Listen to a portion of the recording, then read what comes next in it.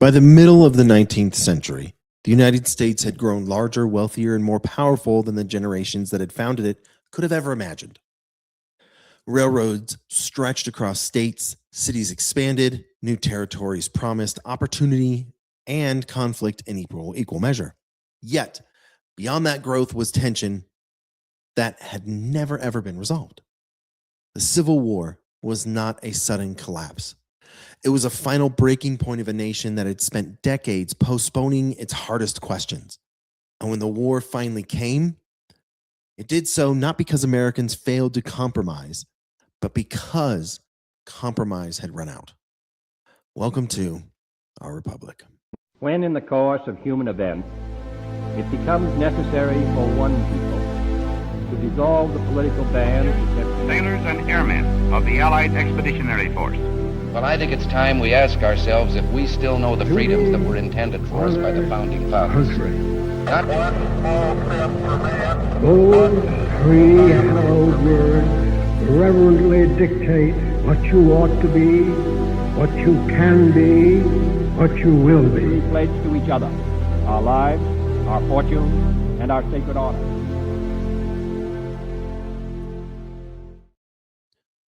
From its earliest years, the United States had been a union of distinct regions with different priorities, economies, and ways of life. Over time, those differences hardened. In the North, industry accelerated.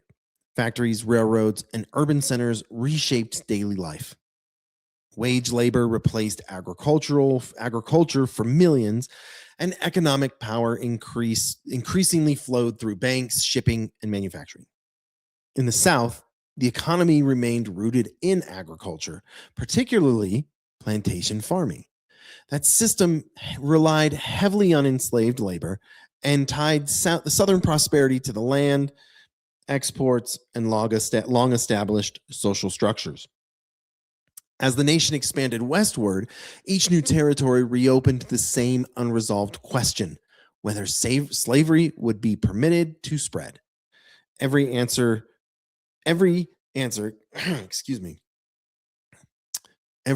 satisfied one section and enraged another. The Union continued, but under growing strain. Slavery was the central issue of the conflict, but the war itself unfolded through constitutional arguments as much as moral ones. Southern leaders argued that slavery was protected under the Constitution and that states retained sovereignty over their internal institutions. They viewed federal interference as a violation of the original compact between the states. And I talk about why the abolishment of slavery was not in the Declaration of Independence in earlier episodes. Go and check those out. They're pretty good. I do say so myself. In the North, opposition to slavery expanded steadily, even among those who were not abolitionists. Many believed slavery undermined Republican government and threatened free labor, economic nobility, and political balance. Compromises from Missouri to 1850 delayed confrontation but failed to resolve the underlying dispute. Each argument brought time but also raised the stakes. By the late 1850s, trust between sections had eroded to the point that the constitutional mechanics could no longer contain the conflict. The election of Abraham Lincoln in 1860 brought the crisis to its breaking point. Southern leaders interpreted his victory not as a political loss, but as proof their influence within the Union was permanently finished. One by one, the Southern states chose secession. They did not see themselves as revolutionaries. They believed they were exercising the same right of self-government claimed by the colonies in 1776. The federal government rejected that claim outright. If the states could leave at will, then the Union was not a nation. It was a temporary arrangement. Secession challenged the very idea of national sovereignty. And the political argument now had only one remaining path to resolution. The opening shots at Fort Sumter in April 1861 caused limited physical damage, but their political impact was immediate and irreversible. With the fort under fire, the question of force was answered. Lincoln called for volunteers, southern states mobilized, militias formed almost overnight. What many believed would be a brief conflict quickly expanded into something far larger. Both sides underestimated the cost. Both believed resolve would bring swift conclusion. Neither understood how deeply the nation was about to be consumed. The Civil War became the first truly modern war in American history. It demanded mass mobilization, industrial output, and unprecedented coordination. Railroads moved armies at speeds never before possible. Telegraph lines transmitted orders across vast distances. Factories churned out weapons and supplies at an industrial scale.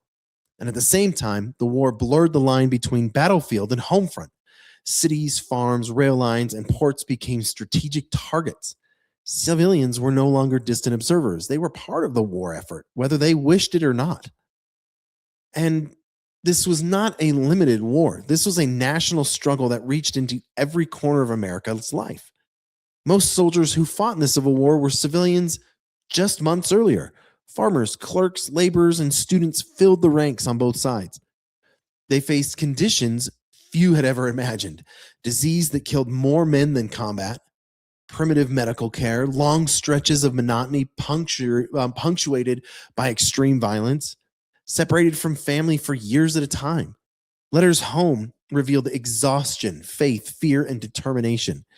Entire communities followed the fate of regiments raised from their towns. Victory and loss were deeply personal, and the psychological toll of war lingered long after the fighting ended. While armies clashed, civilians endured a different kind of war. In the South, blockades tightened around ports, rivers, cutting off trade, supply, shortages became routine. Inflation surged as currency lost value.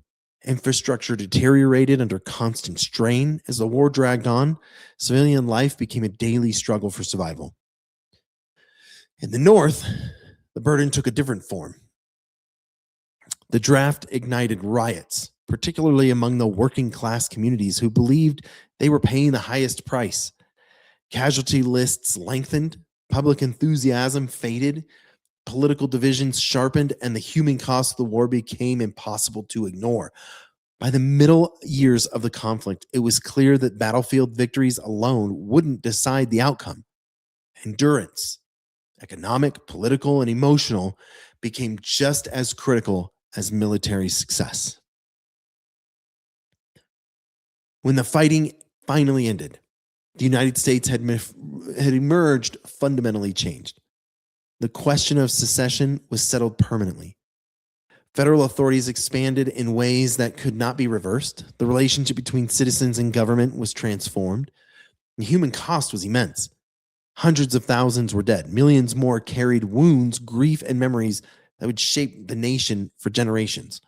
Entire regions lay devastated. Families were forever altered. The Union survived, but survival came at a price. The Civil War did not simply preserve the nation. It reshaped its political structure, its economy, and its understanding of freedom itself. And the Civil War was the most severe test the American Republic has ever faced. It exposed unresolved contradictions, forced brutal answers, and demanded sacrifices on a scale the nation had ever known. When it ended, the Union remained, not unchanged, but forged by conflict and loss. We're going to go on to talk about some of the more important battles of the Civil War coming up. I really appreciate you taking the time to listen. Remember, history isn't boring. It's the story of a republic that tore itself apart over the meaning of the Union, paid for its survival in blood and ruin, and emerged permanently changed, stronger, scarred, but redefined. We'll see you next time.